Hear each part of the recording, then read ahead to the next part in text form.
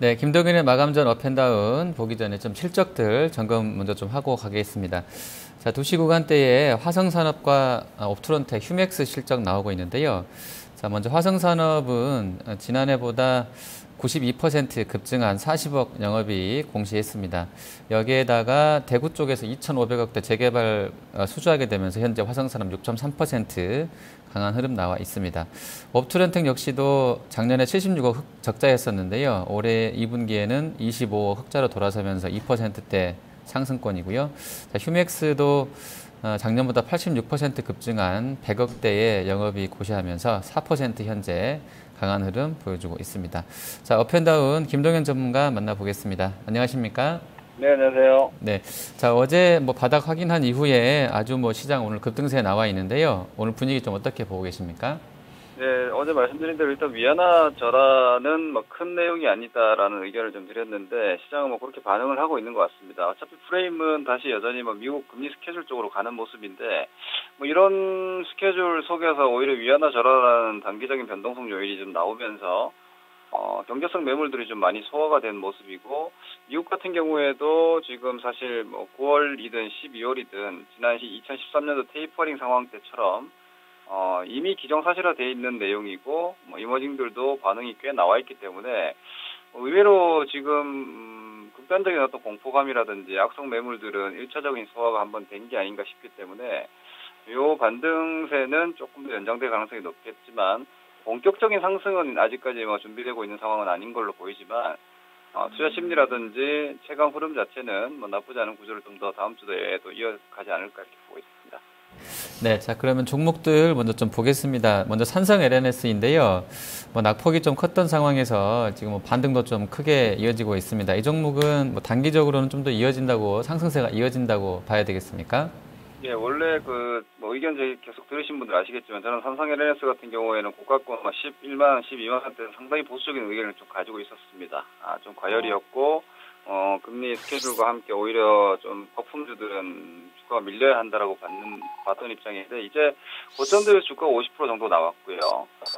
성장주가 실적 논한다는 건 좀 우스운 상황이지만, 이제 이 종목은 이제 성장주로서의 힘은 다 했고, 오히려 실적 관련해서는 지금 단기적인 낙폭과 6만 원대 시가총액 1조 정도면 기술 반등 한 10%대 이상, 한 20% 가까이 기술 반등 정도는 한번 나올 수 있는 자리가 된 것 같습니다. 그리고 기술적으로도 1차 역배열 이후에 쌍바닥권이니까 기술 반등 노리는 종목들, 오히려 제약주와 화장품주를 저는 상당히 보수적으로 봤던 관점이었는데, 이제 오히려 기술 반등의 중심에는 또다시 이쪽 종목들이 있지 않을까 싶습니다. 다만 이 부분은 과거 5월 이전 시세처럼 상방 확장 구조가 아니라 과대 낙폭에 대한 오히려 가격 안정감, 그리고 어떤 중간 반등 정도의 양상으로 오히려 화장품과 제약 쪽이 단기적으로는 다른 종목군들보다 좀 나은 시세가 일시적으로 좀 예상되고 있는 상황인 것 같습니다. 네, 자, 대웅제약은 좀 어떻게 보십니까? 네, 마찬가지인데요. 제약주 같은 경우에는 지금 현재 위치에서 예를 들어 제가 지금 제약주 매매를 진입을 한다라고 보면은 가장 강한 종목은 코롱생명과학이지만 제약주가 강한 종목이라고 해서 다시 고점을 경신하는 움직임이 나오기 어렵다라고 봅니다. 그러면 1등 종목을 공략하는 것보다 오히려 제일 많이 빠져 있지만 밸류에이션적으로 좀 상대적인 부담이 좀 적은 종목들이 좀 실전 매매하시기 좀 수월한 움직임이 나올 것 같고요. 그런 관점에서는 대웅제약 같은 종목은 고점 대비 50% 빠졌고, 기존의 제약주 시세가 나기 이전 정도 시세까지 나와 있다라면은 이 역시 삼성 LNS와 유사하게 단기 낙폭에 대한 쌍바닥권 영역이기 때문에 지금 한 8만 원대니까 삼성 LNS도 그렇고 대웅제약도 그렇고 어제 저가 정도를 스코어 포인트로 잡으시고 기대 순위를 한 15%대 정도까지 한번 노려볼 만하지 않나라고 보여집니다. 네, 자, 그리고 코스닥의 나스미디어가 실적이 아주 잘 나오게 되면서 오늘 장중에도 급등세였었고요. 현재는 조금 고점에서 밀렸습니다만 여전히 9%가량 강한 흐름 보여주는데, 이 종목은 어떤 대응 필요하겠습니까? 예, 저도 매매를 좀 진행을 했던 종목인데 지금 시장은 이렇게 보시면 될 것 같습니다. 제가 계속해서 슬림화 압축 과정이다. 그리고 꺾인 주식을 보시기보다는 계속해서 성장 모멘텀을 타고 있는 종목으로 성장 섹터는 좀 차별화된다라고 의견 드리고 있는데, 이런 관점에서 지금 어제 그제까지 나온 조정은 시장 때문에 나온 조정입니다. 즉 아주 강력했던 종목들이 이번에 위안화 절하 우려감으로 인해서 지수 변동성과 함께 하방 변동이 나온 주식들이 복원이 좀 빨리 이루어질 것이고, 그리고 이 나스비디오 같은 경우도 모바일 광고 쪽이고, 그리고 핀테크 관련한 정보 처리라든지 혹은 보안이라든지 이런 섹터들은 사실 하반기 모멘텀이 여전히 살아있기 때문에 이런 종목군들의 경우에는 이번 지수 조정을 오히려 저가 매수 기회로 활용하시고, 당분간은 기존 성장주 쪽에서 주도주가 없기 때문에 개별적으로 사이즈가 이렇게 한 5천억 미만대 종목이나 이런 종목들의 유형은 시세를 당분간 연장해 나갈 거로 예상하고 있습니다. 코스닥 지수가 크게 연동 없이 움직일 수 있는 섹터에 대해서는 여전히 공격적으로 보셔도 될 것 같습니다. 네, 자, 그리고 하락 쪽 보겠습니다. 어제는 거의 10개 중에 8개가 종가 기준으로 하락 마감했었는데 오늘은 또 다른 양상입니다. 거의 대부분이 다 이제 올라가고요.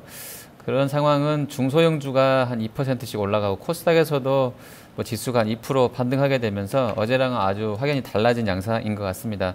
전반적으로 다 올라가기 때문에 하락은 참 찾기는 어려운데요. 쉽지가 않은데요. 일단 현대차 먼저 보겠습니다. 사실 현대차, 자동차랑 철강, 은행은 시장 나쁠 때 혼자 셌고 올라갈 때 좀 빠지는 그런 똑같은 양상을 올해 계속 보여주고 있는데요.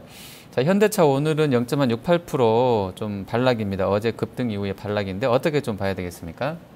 위안화 우려감이 해소되면서 나타나는 이제 반작용 정도 보시면 될 것 같습니다. 어제 화장품 주식들이 급락을 했고, 그리고 현대차라든지 혹은 해외 OEM 의료업체들 급등을 했는데, 그 위안화에 대한 수혜 기대감이었는데 이것이 이제 일시적이고, 추가적인 절하도 일단 없을 것이라는 전망이 지배적이고, 더불어서 미국 쪽에서도 이에 대한 반응을 크게 하지 않았기 때문에 일시 반등 그 모멘텀에 대한 이벤트 반등은 일단 마무리됐다고 보시면 될 것 같고요. 그냥 정상적인 밸류에이션형 투자 혹은 대형주 쪽에 대한 경기 순환 사이클에 대한 중기적 관점 정도를 여전히 플랫하게 유지하시면 될 것 같습니다. 전일의 재료에 대한 급변동은 이제 소멸됐다 이렇게 판단하시면 될 것 같습니다. 네, 자, 포스코도 역시 같은 흐름인데요. 오늘은 일단 시장 대비로 부진합니다. 이 종목은 어떻게 봐야 되겠습니까? 네, 포스코가 대표적으로 지금 가격은 아주 싸고 배당 수익률도 5% 가까이 나오죠. 그리고 밸류에이션으로도 상당히 매력적인데 대표적인 경기 순환형 종목이죠. 철강 소재 섹터이기 때문에. 그런데 오늘 같은 경우에 보면은 낙폭과대 코스피 종목들도 반등이 일부 분명히 있습니다. 두산 관련주들도 반등이 좀 나오고 있고, 건설도 그렇고 화학도 그렇고 반등이 좀 나오는데, 포스코까지 매기가 이동할 만큼 그 어떤 밸류에이션형 종목들 혹은 코스피 경기 순환형 종목들의 매기가 강하지 못하다 이렇게 이해하시면 될 것 같아요. 포스코가 움직이려면은 큰 돈이 소재주 쪽에 대한 배팅이 들어와야 될 것이고, 외국인들이 시장에 대한 공격적인 포지션으로 들어와야지 포스코 같은 종목까지 매기가 확장될 수 있는데, 아직 그 정도까지의 어떤 경기에 대한 배팅 혹은 금리 인상에 대한 선반영적인 포지션은 아니구나 이렇게 이해하시면 될 것 같습니다. 네, 자, 신한지주는 지금 글쎄요, 오늘 금융주는 다 같이 좀 밀려나는데요. 그러니까 금통위 관련된 이슈라고 봐야 되겠습니까? 금통위보다는 사실 이렇게 보시는 게 맞을 것 같습니다. 지금 국내 금리를 인하를 기대하는 투자자분들이 계신지 모르겠는데, 금리를 실질적으로 미국이 올리기 전에 인하할 거다라는 전망도 있는 것 같은데, 그렇게 되면 채권 역전이 나오죠. 우리 국내 10년물과 미국 10년물 채권 금리 역전이 나오기 때문에, 그렇게 되면 국내 채권 시장 한번 박살이 날 수 있습니다. 그것보다는 오히려 글로벌 금리 환경 자체가 이제 인상 쪽으로 미국부터 시작해서 이제 만들어진다라면은 글로벌 펀드 자금들의 금융주에 대한 러브콜은 좀 더 이어질 수 있겠죠. 그런 관점에서 어떻게 보면 최근에 글로벌 시장에서의 어떤 유동성 우려감 내지는 금리 인상 우려감에 좀 실질적인 수혜 종목군이 될 수 있는데, 그럼 현재 시장의 전체 프레임으로 봤을 때는 약간 방어 양상이 될 수 있는 종목입니다. 이러한 방어 양상을 띠고 있는 유틸리티라든지 경기 방어주 그리고 은행주들이 오늘 같은 경우 좀 약세를 보인다는 것은 조금 쉬운 표현으로 따지자라면 국내 시장에서 안전 선호 현상이라 그래야 될까요? 혹은 위험 기피 현상이 조금은 호전됐다. 오히려 성장주라든지 경기주 쪽에 대한 단기적인 움직임이 호전되면서 방어형 종목들이 좀 되밀리는 양상은 전체 시장으로 봤을 때는 나쁘지 않은 상황인 것 같습니다. 네, 알겠습니다. 오늘 말씀 잘 들었습니다. 네, 고맙습니다. 네, 김동현의 마감전 업앤다운이었습니다.